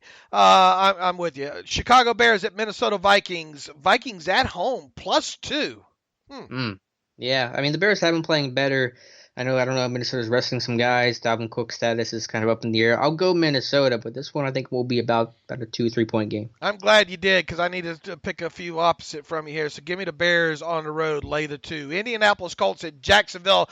This game could maybe kind of sort of mean something to the Steelers if the Titans lose and the Steelers lose. Yeah, do you have that scenario on hand? And I know it's a scroll you have to unfurl to figure this one out, but the Colts have to lose, or the Colts have to win, the Raiders have to lose. Do you know what that scenario is? Because we should at least mention it. Yeah, look, I mean, here's the thing. If both, hold on, let me get the exact thing here. So yeah, make sure. Because it's like 3 different games that have to happen. If the Steelers lose and the Titans lose, there's still a path for Pittsburgh to get in if a couple other things happen around the league. All right, get your shoes off here. Right. Pittsburgh wins plus a Tennessee loss equals the Steelers in the playoffs. Number 2, a Pittsburgh tie plus a Tennessee loss will get them into the playoffs. Number 3, Tennessee loss plus an Indianapolis Colts win plus an Oakland Raiders loss or tie would get the Steelers into the playoffs. Or wait, run that one by again. So the Steelers lose, the Titans need to lose, and the Colts have to what? The Steelers and Titans both lose. Indianapolis wins, an Oakland loss or tie. Okay, got it. And then there's one, but wait, there's more. A Steelers loss combined with a Titans loss combined with a Colts win plus Pittsburgh ties Oakland in strength of victory tiebreaker, then the Steelers get in. Now, Pittsburgh ties Oakland in strength of victory tiebreaker if all of the following teams win. Okay. This was somewhere in the Bible about somebody begot somebody's Leviticus. Begot somebody here. Minnesota, Green Bay, Kansas City, and Miami all have to win for Steelers to catch Oakland in the strength of victory tiebreaker there. All right, so that was a scenario. So just throwing it out there because Who knows? Wouldn't it be crazy if they got in? You want to talk about the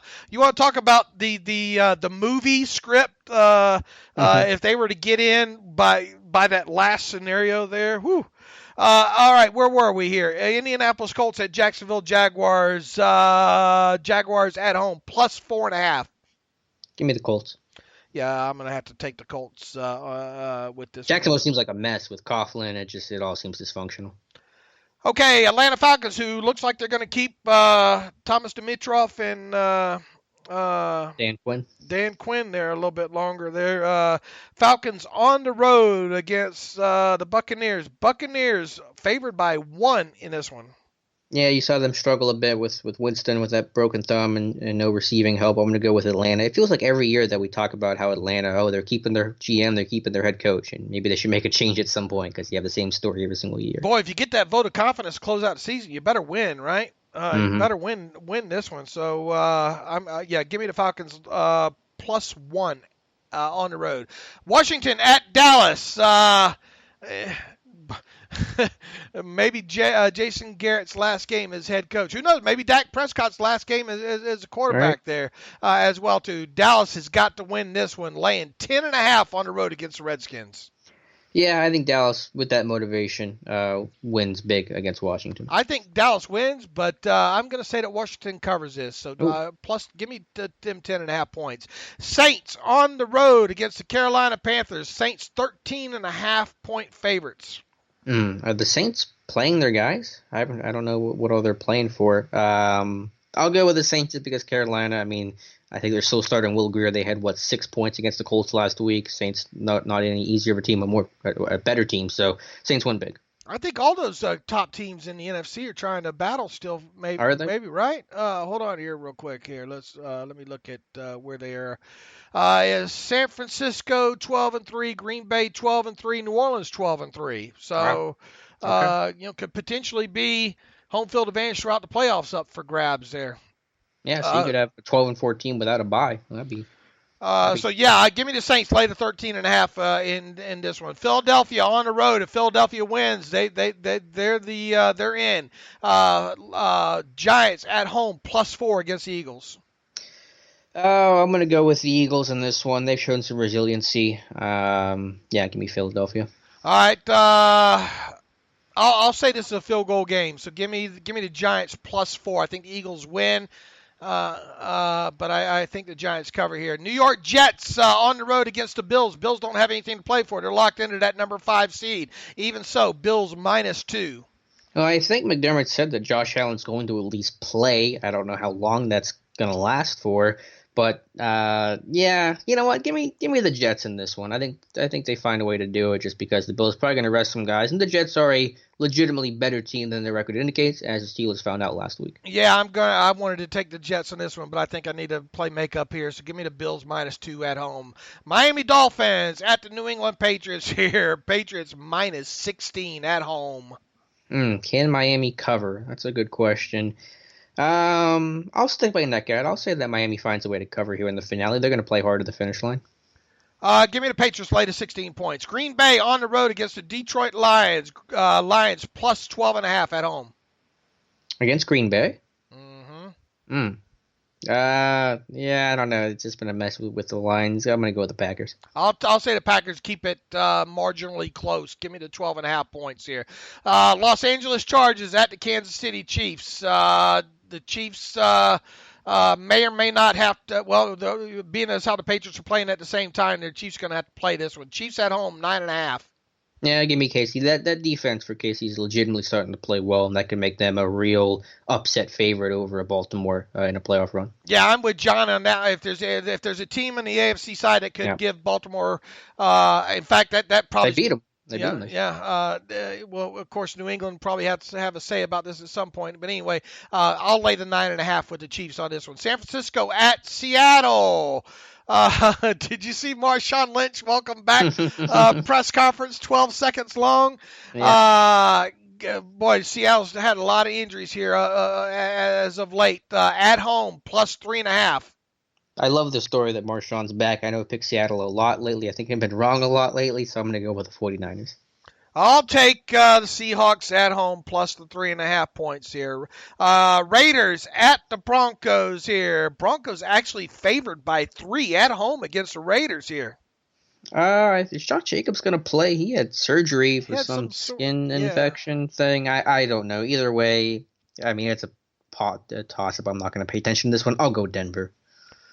I'll go the Raiders plus the 3 just to be different here. I don't have a lot of confidence in that, but when you get into week 17 here, right, kind of tough sliding here. That brings us to the Steelers game against the Baltimore Ravens. The lines kind of moved around a little bit on this one here. Alex, the Steelers are now, according to my bookie, 1.5 point favorites on the road against the Ravens. I guess Vegas is really starting to buy into Harbaugh pulling some people out of this game right and left here, from halftime on. Yeah, but they're still a good team, even though they're going to be pulling some of their guys. So I don't know. I mean, it's hard to see how the Steelers are going to move the football offensively. Even the Ravens aren't pulling that many guys out defensively. I mean, Earl Thomas and Williams, and that's probably about it. So I'm going to go Baltimore in this one, 22-16. I think there's a safety in there for Baltimore somewhere. I've been on my 17-16 run here quite a bit, and I think one of those games, which one was it? If the Steelers had scored, who scored? Yeah, the Jets game. It was 16-10. Okay. Scored would have made. I thought I was going to be narrowing in on that. I don't have a lot of confidence in this. I think the difference maybe in this one could be getting McSorley to make a mistake or two late. Is he going to play? As Harbaugh said that he would? That's kind of the feeling that I'm getting here, and I think that's probably why this line's kind of shifted a little bit. What is the because I haven't heard any. I haven't paid much attention. But where is that feeling coming from? Something a beat writer said or Harbaugh? I think. Said? Yeah, I think. Hold on a minute here. Because, I mean, RG3 hasn't played much this year, so I imagine they're going to play him a decent amount to let him just get reps and, get the opportunity. I mean, I'm sure McSorley may play some.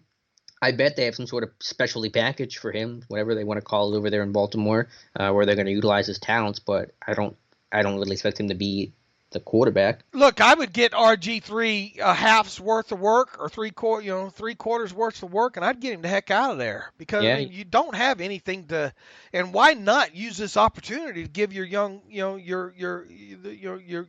number 3 guy a little bit of in-helmet experience here? Yeah, well, I think RG3 needs that experience too. Because what happens if Lamar gets hurt in the playoff game, and maybe your quarterback coming in and well, that's why I say you get him a half's worth of work, 3 quarters worth of work, and get him out of here. So my whole expectation here is that McSorley will play, that he'll make a mistake or two in this thing, and the Steelers will be able to capitalize on it. So that's what I'm betting on. So I will take the Steelers 17-16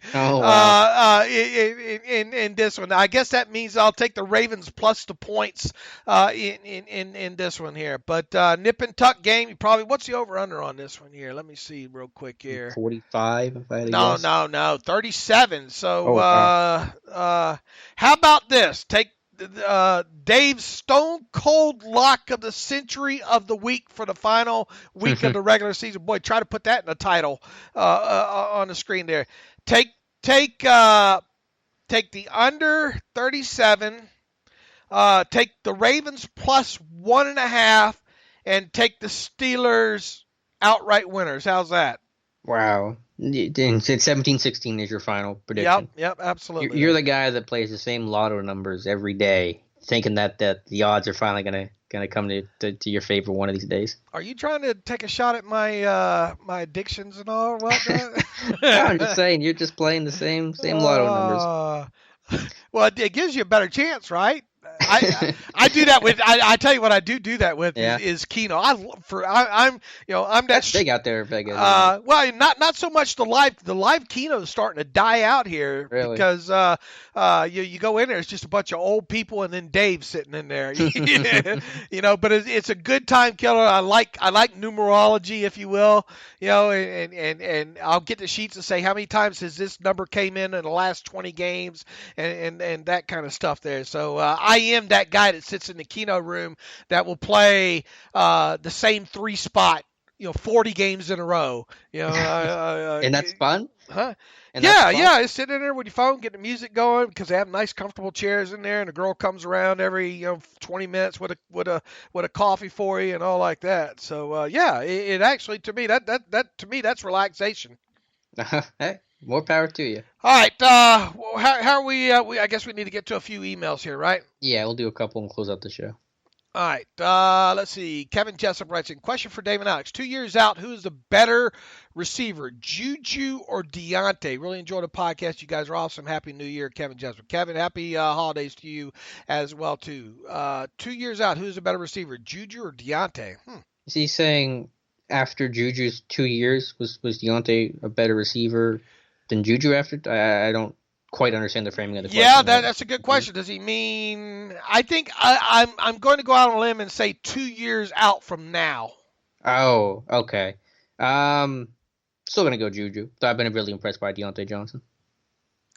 Yeah, I'm going to go. Look, we still need to see a little bit more from Diontae here. But look, nice rookie season, and we'll see if he wins Rookie of the Year.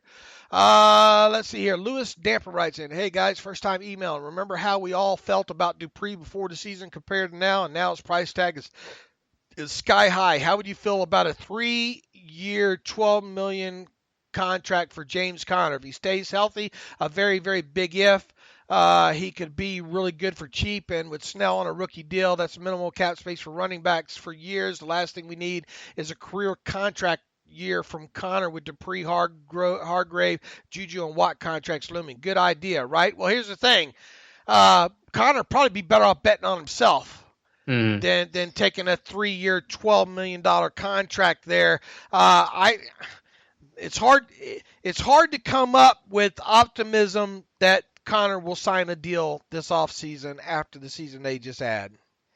Yeah, and even in the scenario where hypothetically he wanted to do that deal, again, it's just hard to make that commitment. And I get the point about Dupree, but the value of the positions are different. It's harder to find great pass rushers than it is a running back, and the health of the position's different too, where those running backs they usually don't get healthier over time. So I get the point you're trying to make. Take the gamble, a low-risk thing. If it pays off, you got a guy cheap for a couple years. Really good talent, but I don't think those situations are quite comparable, and I can't make that investment, especially with all the other guys you got to take care of this offseason, including Bud Dupree.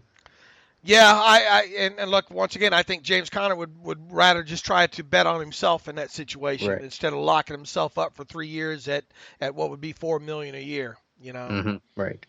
Let's see if he sent it on an add on here. No, it looks like that's that question there. Let me go back to my next one here. Lou Prosser writes in, would Steelers offense benefit from a quarterback coach so Fichtner could concentrate on getting offense better and more attention to details? I think we asked this about every 3 shows or something like that from an email. I mean, you got Sims in there helping. I mean, yeah, not quote unquote, I guess, quarterback coach, but Randy has some help in there. That's to me, that's not the issue this season. I agree on both counts. Lou's out there in San Diego, beautiful San Diego. Clifford King writes in, hey, David Knox, my name is Cliff King. I found your show about 3 years ago. I try to listen to every episode. You guys by far had the best podcast out there. Thank you, Clifford. You both seem pretty serious about most topics.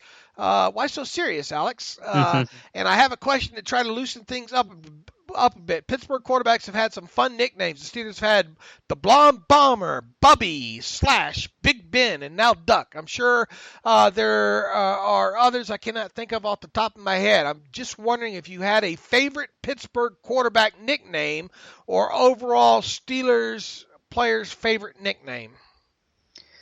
Well, I think I said a couple episodes ago, my second favorite Steeler of all time is Gene Lipscomb, and his nickname was Big Daddy, and I love that nickname. He was one of the biggest guys in football back in the day, 6'6", 300-pounder, one of the first 300-pound players to play in NFL history. So I think that's one of my favorite nicknames is Big Daddy. You didn't go with Blood? Oh yeah, Blood McNally, that's a good one. You know where that one comes from? You know where the nickname Blood comes from? It's in a part of. I know it's in my head. It's just an area I can't access right now. No, you haven't gotten that capability. It's a movie in the whatever it was, 20s or 30s, I think, called Blood and Sands, okay. and He was walking with his buddy the one day, McNally was, and saying, I'll be Blood and you be Sands. And so that it came from a movie reference, so that's where Blood McNally came from. That is certainly a good one, though. Batman, the 20s and 30s, they had some really good nicknames back then. They don't make it like Shipwreck Kelly and Crazy Legs. Yeah, Elroy Crazy Legs. Yeah, Hirsch. But Shipwreck Kelly's one of my favorite names. Red Grange, Galloping Ghost. Those are some good ones from way back when. Cliff, I'm a child of the 70s. Mean Joe Greene, brother. I mean, that was it for me as a child there. Thanks for the email, Cliff. Christopher Schrader writes in. Oh, Christopher's the one that emailed us about the Munchausen syndrome the other day. He writes back to says, I just listened to the podcast and appreciate you reading my email regarding the Mason and the Munchausen syndrome. I have to admit, my emotions got the best of me. We were so damn close to winning, and at the time I thought he was faking, but the next day when I heard he went to IR, I felt like an ass. That's right, I feel like an ass every day, Chris. Either way, I don't need a break from you guys. I love and listen to every podcast religiously. Keep doing your thing, buddy. Thanks for everything you do, and Happy New Year. Happy New Year to you, Chris. Thanks for Happy New Year, Chris. Chiming back in as well, too. Bob Turner writes in, hello, Dave. Kevin Colbert stated months ago that at this point he wished to work on a year-to-year basis. He is in his 60s. Do you expect Colbert to conduct the 2020 draft and the off-season moves? Boy, that's the $1 million question, Bob. And he is, his contract expires after the draft. Man, do you really want a lame duck GM going in to the draft and doing the draft in free agency, knowing that he's going to leave afterwards? Well, I imagine those things will get taken care of prior to the draft, prior to the season. I think Colbert's going to be here through 2021. I think he goes when Ben goes. I think that's his. I can't come up and look. I know there's a lot of talk about the Panthers and yada yada. And ignore that. Ignore it. At least when it comes to Colbert. Other guys maybe, but Colbert's not going. Why wouldn't he see this thing through? And seeing that thing through means through 2021. I have no reason to believe otherwise, I guess, is where I'm at on that. So, look, I mean, go out and get Minka, and if they're able to keep Dupree, I mean, this defense should be good again, if they can stay healthy. So why wouldn't you want to see this thing through the final 2 years with this thing? So I think we'll hear, hopefully, when Art Rooney does his wrap-up stuff in January, maybe that's when we'll get our next clue on that. But I would think maybe there's, get another year at least, Yeah, I guess. And so my projection, 2021 would be his final season. So 2020 draft would be his last draft. I'm trying to think what the timeline would be. Anyway, he'll be there for 2020 draft. Garrett Hunt writes in, Merry Christmas to you and the team. Thanks for everything that you guys do for us fans. As you mentioned on today's podcast, I guess this is the one the other day, and many others, you have a ton of great contributors on your site. Do you think it'd be possible to have each person on for one episode during the offseason? It'd be interesting to give them a voice and hear their perspective on the Steelers and the league, or just whatever they want to talk about. Best regards, Garrett. Yeah, look, Garrett, maybe we'll look into it. Matthew Marksy has no want to come on the podcast, I can tell you that. But look, Daniel, Josh, Tom, Nick, maybe Alex, maybe we can get a couple of these guys on during the off season here. Yeah, that'd be a lot of fun. I know tentatively we're hoping to go to the Senior Bowl. Daniel and I this year, we still haven't heard back on our credentials. It usually takes some time, so maybe we can do something around then. But yeah, that's a good idea. All right, for the sake of the season, Anthony Cruz writes in, Merry Christmas, Happy New Year's to Dave and Alex and all the Steelers Depot staff. Always appreciate what you guys do, and I'm sure I'm grateful for all the times you guys put into the Steelers stuff. Boy, looking back at that B.J. Finney freeze snap back in week 1 is brilliant. I actually feel a whole lot better where we are per standings now, LOL. One thing for sure when Ben comes back is he will have a solid wide receiver trio in Juju, Washington, and Diontae. Guys, how do you feel about Connor and his injury-prone and possibly drafting another running back? It's just a damn shame he keeps getting hurt.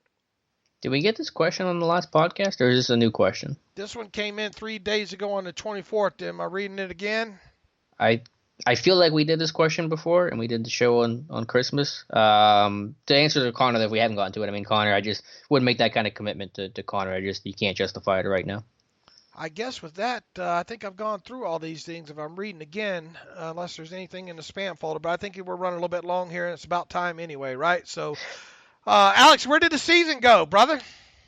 It's been a wild ride. I think you had the roller coaster gif on your timeline today, and that sums it up well. It has been a roller coaster season. It really has, and it ends. Sorry to interrupt, but it ends a little bit with some AB news too, where AB got to work out with the Saints today. So it started this whole season with AB drama, ended with some AB news as well. But again, glad he's not the Steelers' problem. Yeah, he's not going to sign with them, is he? I doubt it. Doesn't sound like it, and it sounds like even if he gets signed today, which he probably won't, he would go on the exempt list because the NFL is still doing its investigation. So I think this is just kind of once he gets cleared, if he gets cleared, then the Saints will say, well, we just worked him out. We can sign him right away because we know what shape he's in.